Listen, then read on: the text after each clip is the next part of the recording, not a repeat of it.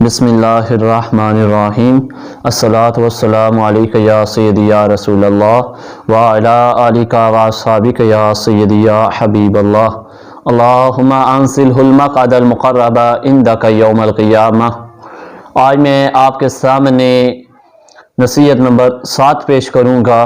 جو آپ صلی اللہ علیہ وآلہ وسلم نے جناب حضرت علی رضی اللہ تعالیٰ عنہ کو کی۔ حضرت علی رضی اللہ تعالیٰ عنہ آپ صلی اللہ علیہ وآلہ وسلم کے چچا زاد بھائی ہیں، اور آپ صلی اللہ علیہ وآلہ وسلم کی ہی پرورش میں انہوں نے زندگی گزاری، اور بچوں میں سے سب سے پہلے جس نے اسلام قبول کیا وہ حضرت علی رضی اللہ تعالیٰ عنہ ہیں، اور آپ صلی اللہ علیہ وآلہ وسلم نے ان کو اپنا داماد بھی بنایا، اور ساری زندگی آپ صلی اللہ علیہ وآلہ وسلم کے ساتھ حضرت علی رضی اللہ تعالیٰ عنہ نے گزاری۔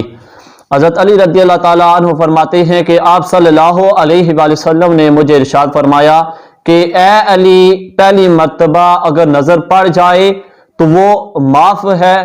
دوسری معاف نہیں ہے۔ یعنی اس نصیحت میں آپ صلی اللہ علیہ وآلہ وسلم حضرت علی رضی اللہ تعالیٰ عنہ کو یہ فرما رہے ہیں کہ اگر کسی غیر محرم پر پہلی نظر پڑ جائے تو وہ معاف ہیں۔ یعنی اگر آپ راستے پر چل رہے ہیں تو کوئی غیر محرم عورت سامنے آ جاتی ہے اور اس پر نظر پڑ جاتی ہے تو وہ معاف ہے، لیکن اس کے باوجود دوسری نظر ٹک ٹکی باندھ کر دیکھنا یہ گناہ ہے۔ تو حضرت علی رضی اللہ تعالیٰ عنہ فرماتے ہیں کہ آپ صلی اللہ علیہ وآلہ وسلم نے ارشاد فرمایا کہ پہلی نظر معاف ہے اور دوسری معاف نہیں ہے۔ تو یعنی چاہیے یہ کہ اگر بالفرض نظر پڑ بھی جائے تو دوسری مرتبہ نہ دیکھے۔ حضرت جریر رضی اللہ تعالیٰ عنہ فرماتے ہیں کہ میں نے آپ صلی اللہ علیہ وآلہ وسلم سے پوچھا، یا رسول اللہ صلی اللہ علیہ وآلہ وسلم پہلی نظر پڑ جائے تو پھر ہم کیا کریں؟ تو آپ صلی اللہ علیہ وآلہ وسلم نے ارشاد فرمایا کہ تم نظر کو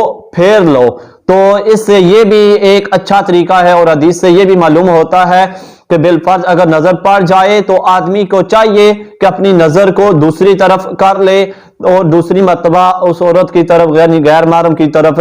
نہ دیکھے۔ تو اس سے یہ بھی سبق ملتا ہے، اور علماء کرام نے یہ بھی فرمایا ہے کہ اگر بالفرض ایک مرتبہ نظر پڑ گئی تو دوسری مرتبہ نہ دیکھے۔ اگر بالفرض جان بوجھ کر دوسری مرتبہ دیکھے گا تو وہ اس کو گناہ ہوگا، اور ٹک ٹکی باندھ کر پہلی مرتبہ ہی دیکھنا یہ بھی گناہ کبیرہ کے مترادف ہے، یعنی وہ بندہ گناہ کبیرہ میں لائق ہو جاتا ہے۔ اور اس پر میرے پیر و مرشد پیر سیال خواجہ حمید الدین سیالوی رحمۃ اللہ علیہ اپنے آخری جلسے میں اپنے مریدین کو،